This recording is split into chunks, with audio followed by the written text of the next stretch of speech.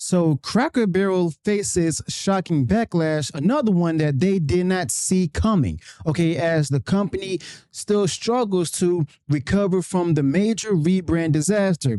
Now, you all know Cracker Barrel is definitely in trouble, and now even its own co-founder is saying it out loud. Tommy Lowe, the 93-year-old co-founder of Cracker Barrel, just came forward recently, simply blasting the company's leadership and for basically just ruining the what made the restaurant special and good in the first place. Okay, so Cracker Barrel fans have always, been good about about good food, a familiar atmosphere, and a brand that people could trust. But Lowe says that the executives have lost sight of it all. Now, his criticism hits hard because he helped build Cracker Barrel from the ground up, and he's watching the company simply drift away from the customers who actually kept it alive. Now, it's no wonder why Cracker Barrel actually faces simply another shocking backlash, and they also didn't see coming. So, yeah, if you wondering, how this went down. Go ahead, come on in with me and watch this right quick. All trademarks of Cracker Barrel, just like Uncle Herschel on the company's logo, until a brand refresh took a bite out of the barrel. Now, when you saw this logo rolled out the other day. Oh, that's crazy. That's nothing. It's a bland nothing. It's pitiful. Following public outcry, presidential pressure, and a stock plunge, late Tuesday, Cracker Barrel rolled back its decision, making what's old new again. They're trying to modernize to be more like the competition. Cracker Barrel doesn't have any competition. For Lowe, who went from vice president of operations to a decades-long board member, then loyal customer in retirement, it is just the latest misstep following a very expensive restaurant and menu update under the direction of CEO Julie Messina. As the CEO is coming up on 2 years of being in that position, did she ever stop by and say hello? I don't have any idea who she is. And she doesn't have any idea who you are? No. Do you think she knows the story of Cracker Barrel? I don't think so. Heard she was ill, but it's what I know about Cracker Barrel. And food. Wow, and it's real crazy too. The person even come to talk to him, visit him, or even meet the guy. Okay, that's how sad all of this is. All right. Matter of fact, speaking of CEO, y'all won't believe what happened when Fox News today shared this video clip of them trying to approach her and ask questions. Let's go ahead and take a look.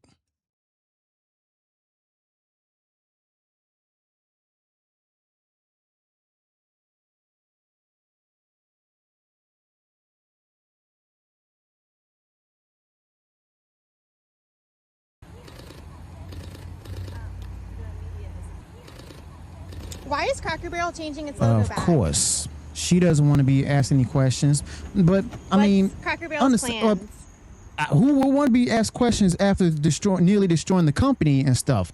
You see,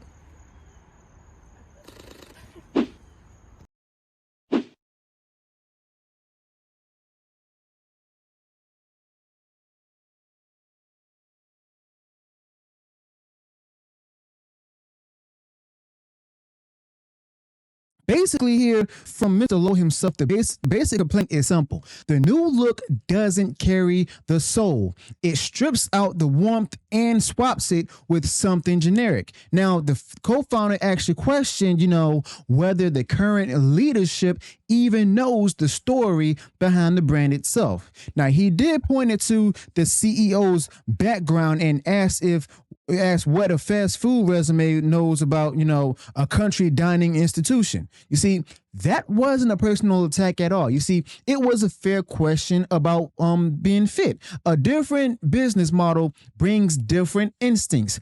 Now, the results showed up in the sign, and guess what? It's also in the pitch deck too. People who love Cracker Barrel saw a corporate makeover that could fit on any suburban strip. And that's the opposite of what kept this place alive in the first place, And he also called the spending, obscene. Reports said that hundreds of millions are going into this rebrand and, quote, modernization. You see, he compared it to throwing money into the street, basically. That definitely landed because customers, they don't see improvement where it actually matters. Hot place to serve fast, consistent portions, friendly staff, and a store that actually feels like Cracker Barrel. All of that is caused by those who are in leadership. Now, if you have hundreds of millions, put it into the kitchen, the training, and the supply chain itself, Also, just doggone make hash browns crisp every time. Make the biscuits the same in every city. Fix the basics before lighting cash on a style and corporate slideshow about evolving the journey. You see, when the co-founder says the food needs work and the look is hollow, that's a diagnosis, not nostalgia right there, okay? And it's definitely true because a lot of people were just happy to hear him talk for once. He's the old guard with clean eyes, no consultants, no buzzwords. He just simply said what loyal diners or customers have said for months. Now, the logo is empty, the vibe is off, the focus is wrong. That matters because the average customer doesn't write memos. You see, they just stop showing up. A founder stepping up gives those customers a voice, and it tells the board there's a credibility gap at the top. Now, if the man who knows every bolt in the place can't recognize his own shot from the sign out front, the leadership team is actually drifting. Okay, so then the other shelf landed. News outlets blasted the update across social feeds, and it drew the kind of basically the reaction that scares executives. Hours before the reversal, the president also weighed in with a blunt, practical message. Simply put, just go ahead back to the old logo. Admit the mess that you created and ride the wave of the customer goodwill. I mean, he wasn't trying to humiliate anyone. He just laid out a clear PR move. He said the situation could become a win if handled fast and honestly. Now, 8 hours later, Cracker Barrel, as you all know, reversed course and brought the old mark back, but that's not enough right there. You see, that timeline speaks for itself. The customer pulse was strong before, and the political still strong now, and the political spotlight put the moment into overdrive. Now, Trump framed it as a business opportunity. He called a press conference, say that the customers are right and stuff. Make a clean pivot. They didn't do anything. He's even said the moment could be worth $1 billion in attention if the company actually played it right. Now, that was simply the blueprint that he gave them. Now, people reward honesty. They punish spin. Admit the mess, set a new plan, and focus on what people actually pay for, which is good food that's actually good again, quick service, and a familiar place to sit with family. He also closed by reminding everyone that momentum is real when leadership gets serious. Okay, now that particular comment put the ball on the tee for the board and the CEO. Now all they had to do was just simply swing with humility. All right, but here's the hard part. This isn't just about the sign. It's not about the sign. It's about a strategy that aims past the customers who kept the doors open. A woke brand, by design tries to impress peers in boardrooms and media circles. It signals values through design and language instead of, proving values through consultant service. You see, that's why the founder's words hit so hard. You see, he wasn't nitpicking a front. He was simply calling out a particular philosophy that treats the core audience like a relic. A brand built on comfort food and a country store feel can't trade that away and simply expect applause.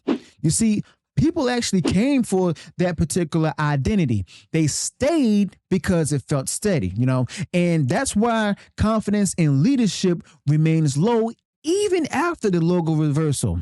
The same names are still in the same chairs. The same agencies are still pitching the same, quote, modern inclusive decks. The same marketing team is still pushing a tone that actually fits coastal conference rooms more than the dining room on a Saturday morning itself.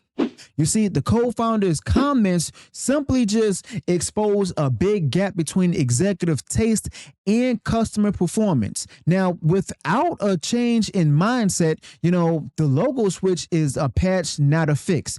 Cracker Barrel needs more than just a swap back to the old barrel and peg game. You see, it needs a reset on priorities. You see, the culture inside the marketing department itself simply looks like a caricature of corporate fashion. Thick glasses, big slogans, small results. The vibe, the people, the quick pickup when they see a brand chase social points instead of just satisfying the simple promises that built that trust. You see, the founder said the food needs work. Customers agree. That's where brand loyalty is earned or lost. Now, if leadership can't hear that because they're too busy arranging the next panel discussion simply about, quote, evolving rural heritage, it won't matter what the favicon looks like. You see, Cracker Barrel will read as a chain that forgot who it serves. You see, and that's no surprise. But the interior updates worried loyal diners as much as the sign. Reports say the rooms are, getting stripped down and smothered over, and that warms investors who actually fear dust and clutter, but drains the place of its charm. People didn't go there to go ahead and sit in a sterile space where that looks like every other stop off the interstate. I mean, they simply want to feel like they'd stepped in a living scrapbook. Tools on the wall, old signs, games by the register. You don't need to go ahead and drown the place in kitsch, but you don't need to bleach it either. Now, the founder himself helped to build a shelter from the plastic feel of modern chains. Now, that escape is the product as much as the pancakes, okay? So I haven't sat down on one of these since the change before the changes started rolling out. Not because the food became unthinkable, but because the whole direction just simply fell off. Like, I liked the menu, I liked the pace when the floor is staffed right, and you know what? Will I go back I don't know. When the place looks like it knows itself again, maybe. Now, people tell me some stores already have a different vibe. If the remodel hits this area, I won't see it. But until then, the bigger point stands. A dining room needs a heartbeat. It simply needs something that says, "This is us." Now, if you actually sand it down, you actually lose the reason people drive past 5 other options to eat there. Now, this mess didn't, need to happen. The brand wasn't broken. It needed focus on execution. Hot food, cold food, cold coffee refilled without a chase. Friendly staff who aren't stretched to breaking. Now, clean tables turn quickly. That's where your capital belongs. If the board truly has hundreds of millions, deploy it where it pays back fast. Okay, wages that retain good people, training that reduces mistakes, kitchen equipment that also keeps pace, and a supply chain that doesn't run out of weekend staples. That right there makes families return. That feeds word of mouth. That rebuilds trust faster than any keynote about evolution. Now, the founder going public put a spotlight on the governance itself. Boards exist to hold CEOs accountable. When strategy drifts away from the customer, when the men who named the place says, you're missing the mark and stuff, a real board moves. You see, it reviews contracts, it audits vendors, it asks who actually pitched the rebrand and who signed it. It also demands a calendar for operational improvements. It sets targets around food stores and table times, and not just social media outreach. Now, if the board shrugs, the market won't. Diners with options will choose the competitor like Steak and Shake that still feels like home. Now, rolling the logo back felt like, the company found the fire alarm, but not the exits. It quieted the noise for a new cycle, but it didn't address the worldview that's behind the decisions. Okay. That's why the applause was short. People are not hostile to change. They're simply hostile to neglect. They can't tell when a company is listening and when it's, staging a performance. Now, if the next wave of, updates drifts the dining room toward a bland box and menu toward a lab testing lineup with no heart, the logo won't say it. Now, save it. The founder said the quiet part out loud. Fix the food, honor the story, and stop burning money. It's that simple. Trust got burned over a long stretch, pandering in one direction, apologizing in another, and ignoring the basics across the board. I mean, winning it back takes time and proof. You see, diners don't want lectures on hashtags on the table tent. They want to see the old virtues applied with today's efficiency. That can be done. And it's not complicated, but it is demanding. It means leadership spends more mornings in the restaurant than in off-site brainstorms. It means feedback loops that move at the speed of the weekend rush. It means the brand voice matches the dining room itself, not the other way around, okay? And Cracker Barrel is at a fork.